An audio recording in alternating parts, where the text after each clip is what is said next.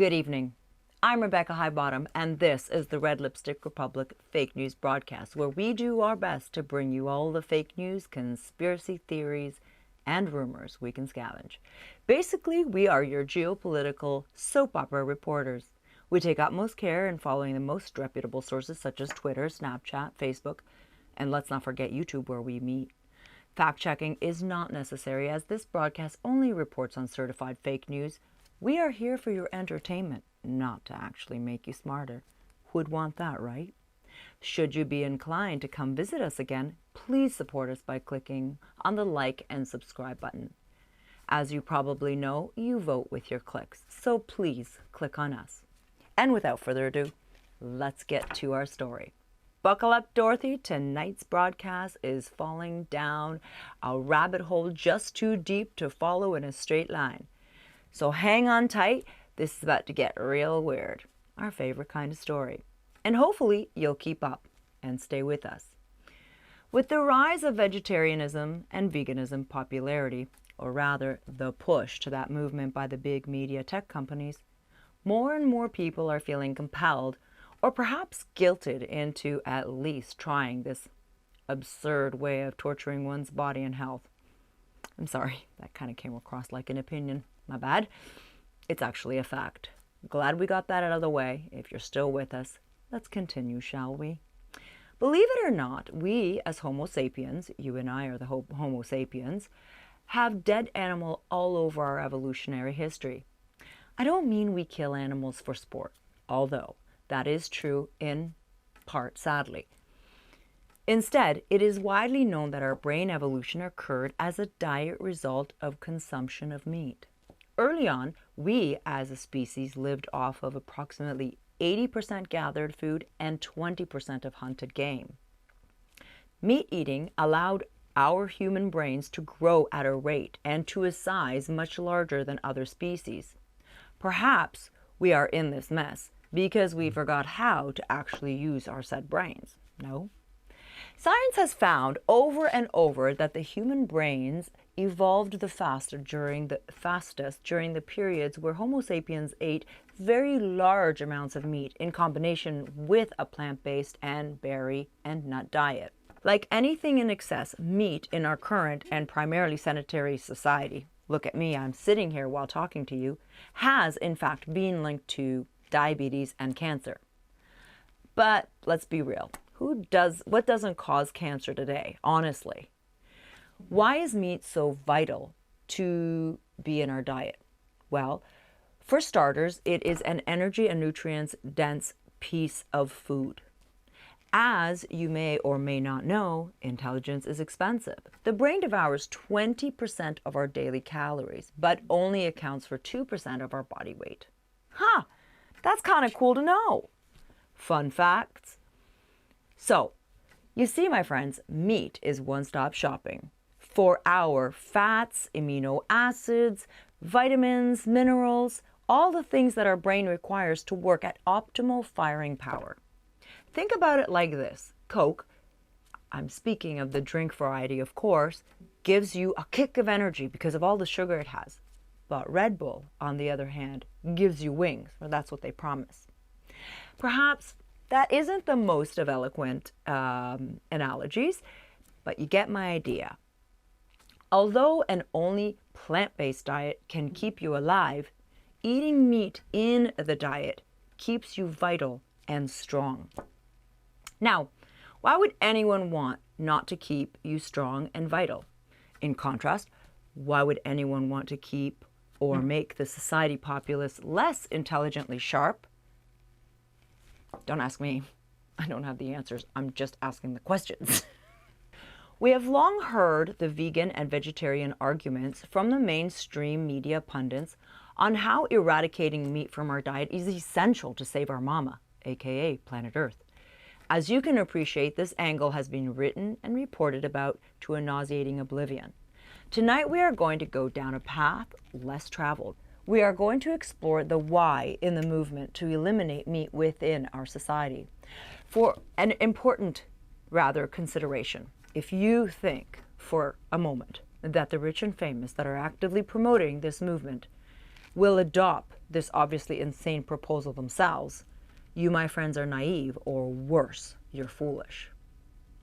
Do not be fooled into believing the elite will be joining you and me in this wild, albeit well-intentioned but foolish decision to malnourish not only your body, but more importantly your brain, your hard drive, the mainframe. We hate to always be the bearers of bad news. It seems that that's what we always are. We always have the basket of bad news. They are most certainly not going to follow us in the agendas that they are going to force and make us adopt, including this very popular diet movement. Perhaps looking in places that are not on the evening news may be insightful. What places, you may be asking? A source called the United Nations. Maybe they could shed some light on why people have been persuaded, coaxed, or worse, tricked into believing that this is not only good and safe, but that this is our duty as a responsible, not reasonable, responsible and good steward of our planet. Yes, you heard that right. Vegan and vegetarians wear an invisible badge of pride, or in some cases more like superiority to the likes of their relic counterpart meat-eating barbarians.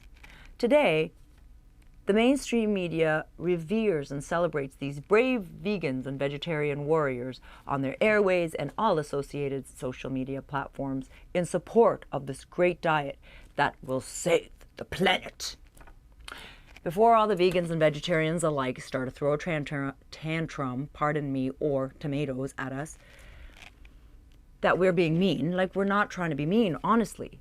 This is in no way an attack on those groups of people. Vegetarians and vegans are well-intentioned individuals that want to honestly be part of a great cause. We simply argue that these very people are the biggest victims who have been led down a path paved with lies and for an endgame that they themselves do not recognize they are being used for. The saying goes, all roads to hell are paved with good intentions. Ever heard of that? Ever wonder why it's there? Today, we are divided by race, sex, class, religion, and culture, to name but a few. Why not add a dietary preference as well? It gives us something else to argue about. As many of you may know, or at least we hope you are aware, on some level perhaps, that to conquer, dominate, or to rule a group of people, you must first divide them into many opposing groups. Follow this up with a reign of terror and fear, and watch as they fight amongst themselves without you having to put any effort in. Once they cannot agree on anything to continue a productive and coherent societies, the elites swoop in and offer assistance, and of course, it always comes at a price, and with many strings that are generally painful, unfair, and, well, never free. This routine has been played out in history over and over with no sign of any society ever catching on over the centuries, and I mean ever. When I say catching on, I mean us, the sheeple, the common folk, catching on to the shepherds, the overlords, that they're at it again, and worse off still. Doing the same thing as always, seeking yet more control. So how exactly are our fellow human beings used to push an agenda set out so many years ago? Let's look and see if we can follow the very large bread loaves of clue. The agenda was, the agenda we report on is actually out there for you, the public, to enlighten yourself with. It's in plain sight and with easy access, aka the internet. Sadly, very few individuals are interested in the real world around them if it doesn't involve sports, reality shows, or, well, the Kardashians. Sorry, Kardashians. We're going to take a road trip back in time.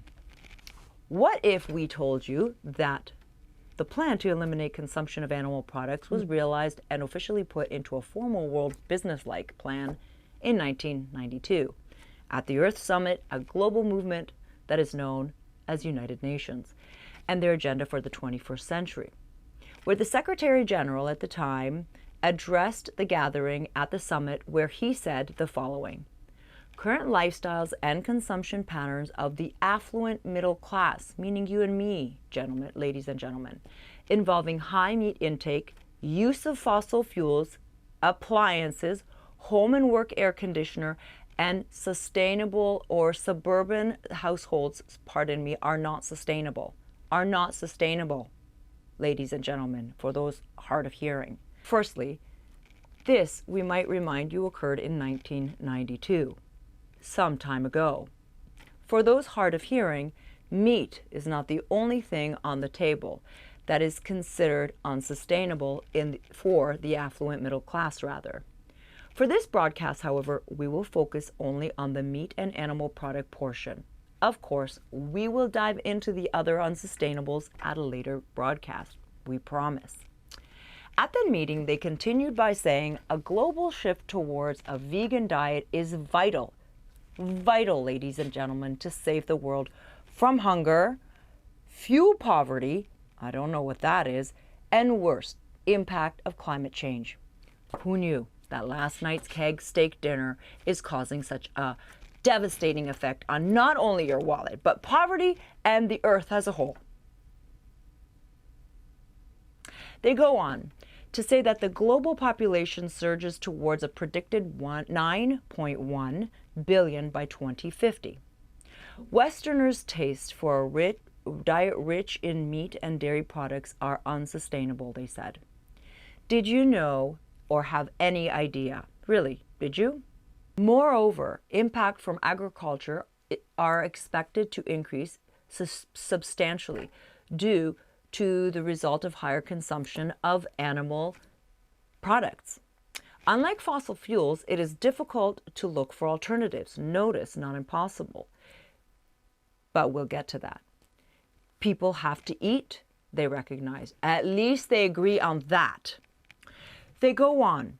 A substantial reduction of impact would be possible with a substantial worldwide diet change, away from all animal-based products. What substantial means in this case is unclear, as no numbers were provided. We move on. Former advisor to the Labour Government of Economics on climate change, Mr. Stern, recommended that a vegetarian and vegan diet was better for the planet. He did not talk about the health of the human in that planet, so we cannot report on his stance in that area. Others in his club encouraged strongly for people to begin small. For example, begin by not eating meat once a week and work from there. It is worth noting that variety and moderation and exercise should have been part of this conversation regarding the healthy human and the healthy planet. Not surprising, this was not the focus. Instead, there is a hyper-focus on eliminating and substituting all consumption, rolled out in an aggressive and synchronized worldwide media push. The numbers point out that livestock now consume much of the world's crops and, by inference, a great deal of fresh water. That's horrible. But what these talks are missing is how much water is being consumed. Surely, if you want the world's inhabitants to change their diet of animal products so completely, wouldn't you want to provide data-rich and robust stats to make your point? Slight digression. Let's, for example, look at a practice completely overlooked when talking about fresh water. And this was also overlooked at the meeting. The water bottle fad. This industry survives solely on human beings' need for convenience. It is not an essential part of human sustainability in the least. However, this industry, the water bottling industry, not only does the plastic of this industry cause epic and long-lasting problems for landfills and marine life ecosystems, it dries out the world's aquifers one aquifer at a time and leaves desolate land, once all the water has been exploited by whichever company you pick a name or a brand. In 2020 alone, there was 444 billion, with a B, liters sold. Let us ask this question. How is it that water bottle companies are sustainable? but Molly the cow and Wilbur the pig are on the chopping block because they need to drink water to live. Agree or don't, this has no basis in logic, I'm afraid, none that we can find. Back to sustainability. Why is it that the most sustainable way of farming, example the small to medium-sized farms that were owned by families, why have they been under attack by all government agencies to promote their demise through aggressive regulation and legislative tactics? And why have large farm companies been artificially allowed to come into existence with enormous subsidies and legislative backdoor deals? These gigantic slaughterhouses and their other animal producing counterparts are the very reason this sustainability card is being rammed down our throats. Farming has never been this bastardized and unhealthy. This version of farming is not only inhumane for primarily the animals in question, but also for anyone consuming their meats. We agree that these practices should be stopped and reconfigured, making it against the law to have animals processed in this manner under these current conditions, shall we call them. Vegans and vegetarians are not alone in this fight. This is a very, very important point, and here is where we stand together and we stand strong. Animals should never have to endure the profit push of this dynamic industry where they are mistreated, overcrowded, scared, and in many cases sick as a result of their circumstances. This is simply for profit margins.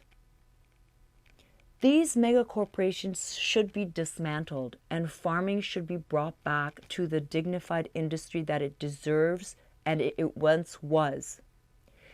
This should be a demand that we all alike, meat eaters and non-meat eaters, get behind. Otherwise, the world will in short order have a new endangered species to add to its very long list. Farmers. But wait, the boys that wear the big pants have great news for us, ladies and gentlemen. They have been working diligently on alternatives. These will be, of course, of the sustainable variety. What other kinds are there? The think tanks that have been formulating alternatives are calling these new protein substitutes an elegant solution. Now, I want you to keep elegant in your mind as we move forward. An elegant solution to our protein conundrum. What, you might be asking, is this said elegant solution? Entomophagy.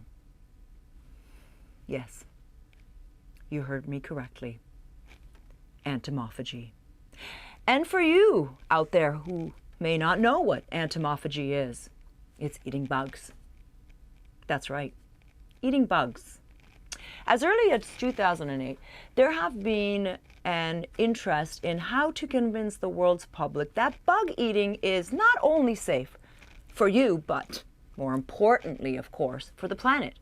Oh, and it's going to be so hip too, they predict.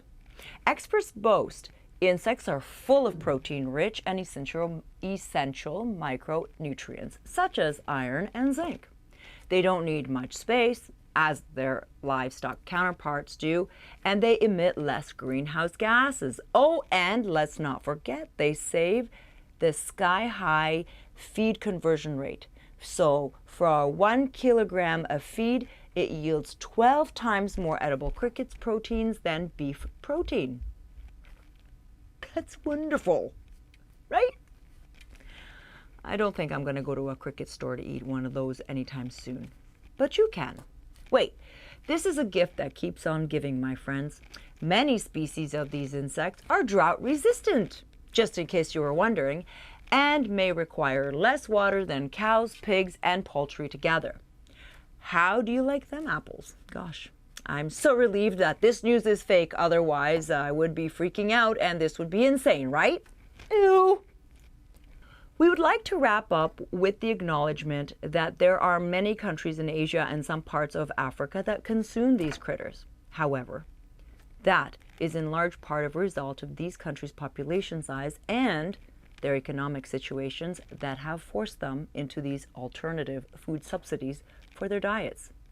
The next time you're looking down at your beautiful piece of pork or chicken or even steak on your plate, remember to be grateful that you still have the privilege or permission, whichever you think is fitting, to still be able to enjoy this increasingly controversial food base. That is all we have for you for tonight, and we hope you've enjoyed your time with us. We wish you a splendid remainder of the day, and remember, if you read the news, you are misinformed, and if you don't, you're uninformed. So chew on that, and we'll see you in the next broadcast. Good night.